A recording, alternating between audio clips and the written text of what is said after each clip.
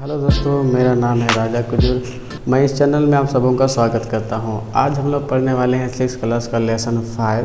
पाठ का नाम है जीवन की विभिन्न शैलियाँ, ऋग्वैदिक कालीन जीवन। पहला हेडिंग है समकालीन कशयुगीन सभ्यता। आप लोगों को बता दूं, हड़प्पा सभ्यता के पतन के बाद वैदिक सभ्यता को 2 भाग में बांटा गया था। कौन कौन सा देखते हैं? उत्तर वैदिक काल और दूसरा है ऋग्वैदिक काल। डायग्राम के हिसाब से आप समझ सकते हैं। हड़प्पा सभ्यता के पतन के बाद वैदिक काल आई और वैदिक काल को 2 भाग में बांटा है। पहला है उत्तर वैदिक काल, दूसरा है ऋग्वैदिक काल। अगला पॉइंट देखते हैं। वेद शब्द का अर्थ ज्ञान होता है। वेद शब्द का अर्थ ज्ञान होता है और वेदों की संख्या है 4। वेदों की संख्या कितनी है? 4। ऋग्वेद, सामवेद, अथर्ववेद और यजुर्वेद और अथर्ववेद। वेदों से हमें ज्ञात होता है क्या? वेदों से हमें किसी की जानकारी मिलती है, तत्कालीन समाज और लोगों के बारे में हमें जानकारी मिलती है। वेदों की रचना के आधार पर वैदिक काल को 2 भागों में बांटा गया है। पहला हम लोगों ने देखा ऋग्वैदिक काल। ऋग्वैदिक काल को पूर्व वैदिक काल भी कहा जाता है और दूसरा है उत्तर वैदिक काल। अगला पॉइंट हम लोग देखते हैं।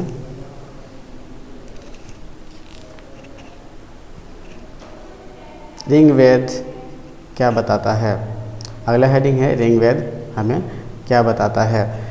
ऋग्वेद सबसे पुराना वेद है। याद रखेंगे, 4 वेद हम लोगों ने पढ़ा, ऋग्वेद, सामवेद, यजुर्वेद और अथर्ववेद। ऋग्वेद सबसे पुराना वेद है जिसकी रचना 1500 ईसा पूर्व में हुई थी। ऋग्वेद सबसे पुराना वेद है जिसका जो रचना हुआ था वो 1500 ईसा पूर्व में हुई है। ऋग्वेद में 10 मंडल हैं और इसमें विभिन्न देवताओं से संबंधित 1028 प्रार्थनाएँ हैं जिसे सूक्त कहा जाता है। याद रखेंगे, ऋग्वेद सबसे पुराना वेद है और इसकी रचना 1500 ईसा पूर्व में हुई है। ऋग्वेद में मंडलों की संख्या 10 है और इसमें जो प्रार्थनाएँ जिसे सूक्त भी कहा जाता है उसकी संख्या है 1028। अगला पॉइंट देखते हैं। सूक्त का अर्थ अच्छी तरह बोला गया। सूक्त मतलब हम लोग देखा प्रार्थनाएँ भी होती है, तो हम कह सकते हैं सूक्त का अर्थ होता है अच्छी तरह से बोला गया प्रार्थना। ऋग्वेद की भाषा संस्कृत है। ऋग्वेद की भाषा संस्कृत है। ऋग्वेद काल की सबसे प्रमुख नदी सिंधु नदी थी। ऋग्वेद काल की सबसे प्रमुख नदी सिंधु नदी थी। ऋग्वेद में गंगा और यमुना का उल्लेख क्रमशः 1 एवं 3 बार हुआ है। ऋग्वेद में गंगा नदी का जो उल्लेख किया गया है वो 1 बार हुआ है और यमुना नदी का उल्लेख 3 बार हुआ है। अगला हेडिंग है सामाजिक जीवन। ऋग्वैदिक काल में सामाजिक जीवन को हम लोग पढ़ेंगे।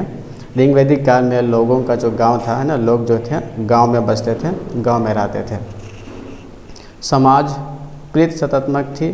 प्रीत सतात्मक का अर्थ होता है कि समाज जो था वो पुरुष प्रधान था। प्रीत सतात्मक का अर्थ होता है पुरुष प्रधान, तो समाज वालों का पुरुष प्रधान था। समाज में वर्ण व्यवस्था का प्रचलन था। समाज में वर्ण व्यवस्था का प्रचलन था। वर्ण व्यवस्था एक सामाजिक व्यवस्था है जिसके अंतर्गत समाज को 4 भागों में बांटा गया था। आप आगे पढ़ेंगे, ये देखते हैं। ऋग्वेद के 10वें मंडल में पुरुष सूक्त में 4 वर्णों का वर्णन किया गया है। हम लोगों ने पढ़ा वर्ण व्यवस्था। वर्ण व्यवस्था एक सामाजिक व्यवस्था है और इसका वर्णन ऋग्वेद के 10वें मंडल में किया गया है। इसके अंतर्गत समाज को 4 भागों में ब्राह्मण, इसमें लिखा गया है कि 10वें मंडल के पुरुष सूक्त में 4 वर्ण का वर्णन है। इसमें ब्राह्मण को सबसे ऊपर और शूद्र जो है उसको सबसे नीचे माना गया है। आइए अगला पॉइंट देखते हैं।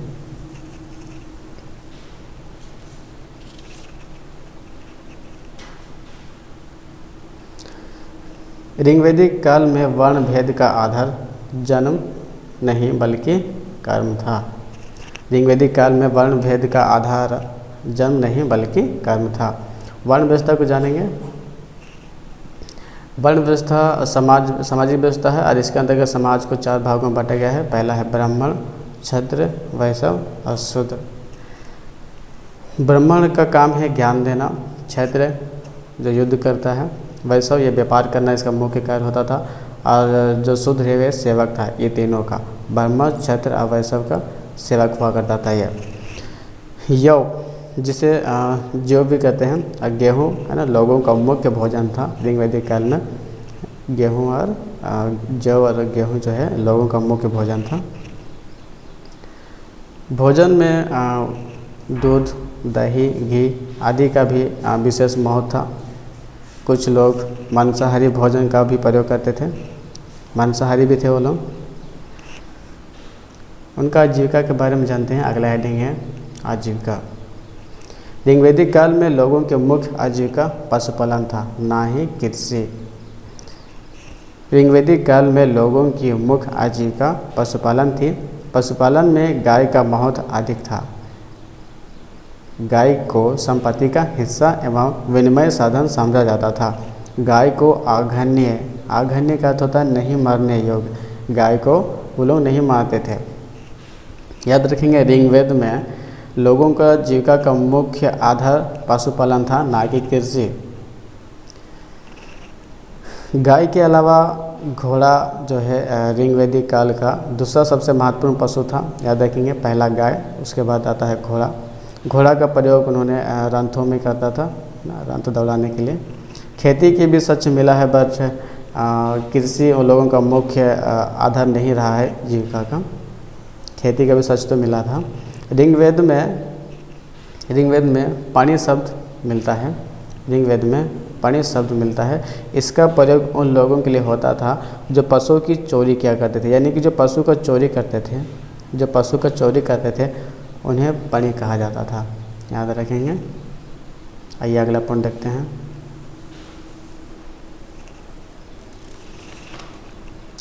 अब इन लोगों का देखेंगे शासन व्यवस्था।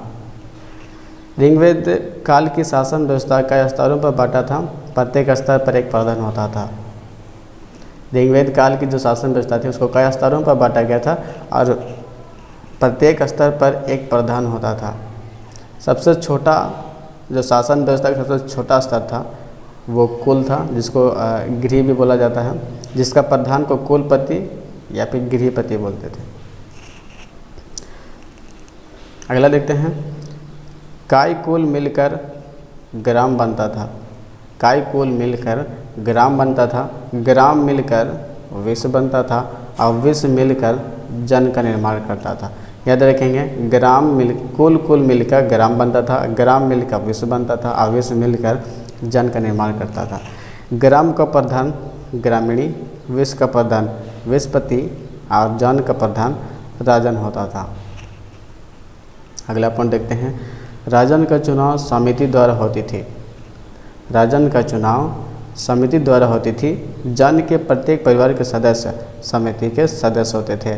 जन के प्रत्येक परिवार के सदस्य समिति के सदस्य होते थे। सभा और समिति, सभा और विधत नामक 2 संस्थाएं थी। ये सभा और जो ये विधत है ये संस्था रही है उन लोगों का, जो सैनिक और धार्मिक कार्यों के संबंध में विचार विमर्श करती थी। सभा और समिति ये 2 संस्थाएं थे उस समय, और इनका कार्य था सैनिक और जो धार्मिक कार्य के संबंध में विचार विमर्श करना। अगला पॉइंट देखते हैं। विधत आर्यों की सबसे अधिक प्राचीन संस्था थी।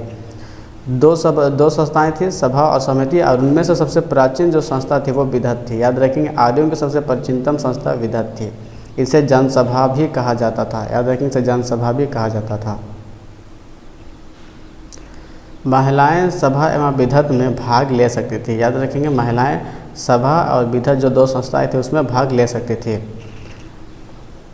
राजा पुरोहित की सहायता से न्याय करता था। इस पॉइंट को ध्यान रखेंगे। राजा जो है पुरोहित की सहायता से न्याय करता था। बलि शब्द के 2 अर्थ हैं। बलि शब्द के 2 अर्थ हैं। पहला, यज्ञ में आहुति के लिए किया जाता था, यज्ञ में आहुति के लिए, और दूसरा है लोगों के द्वारा राजा को उपहार दिए गए धन। बलि का 2 शब्द होता था। पहला देख ले, यज्ञ में आहुति के लिए प्रयोग होता था, और दूसरा जो है राजा को उपहार में दिए गए धन के रूप में होता था। अगला हेडिंग देखते हैं। धार्मिक जीवन में लोगों का पूजा पाठ, किस देवताओं को पूजा पाठ करते थे ऋग्वेद में?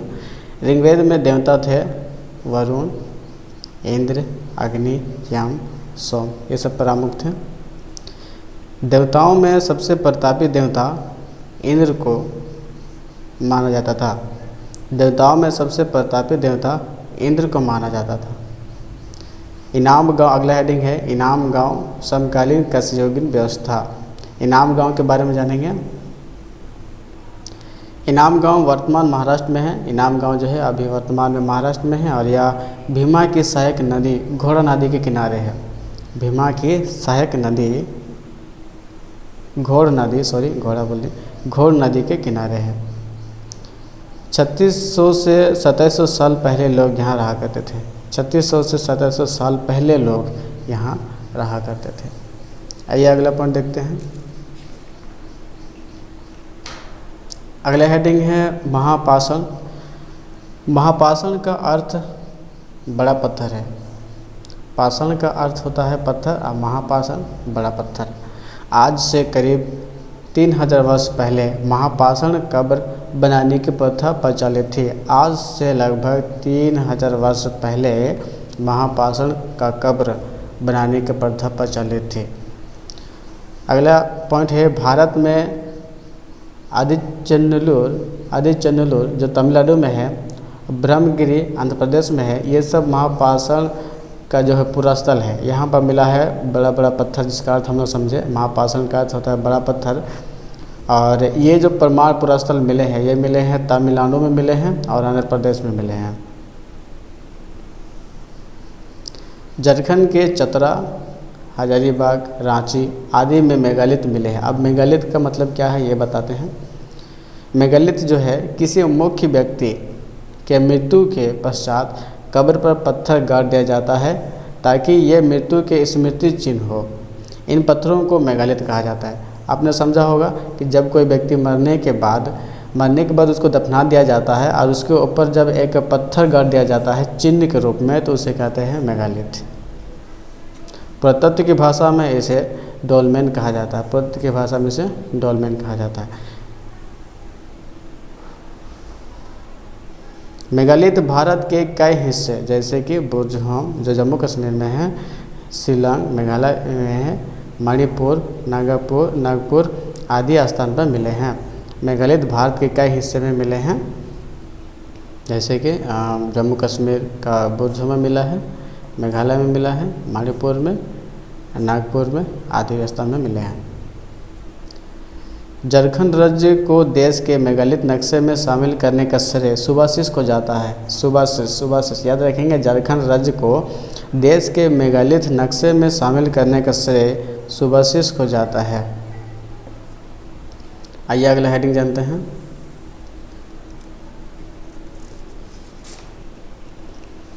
पॉइंट है गांव के सीमा को दर्शाने के लिए मेगालिथ जनजातियां लंबे पत्थर को गढ़ते हैं।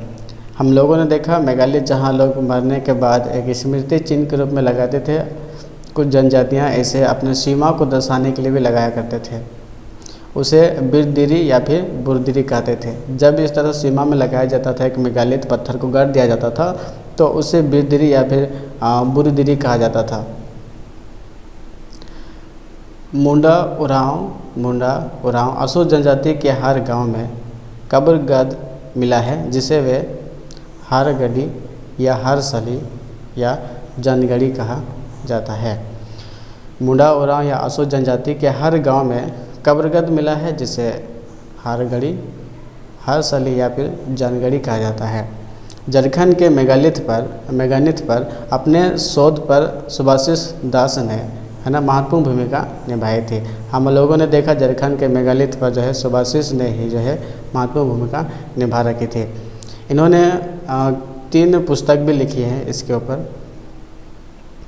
पहला है in quest of the megalith, दूसरा है second stones in Indian civilisation.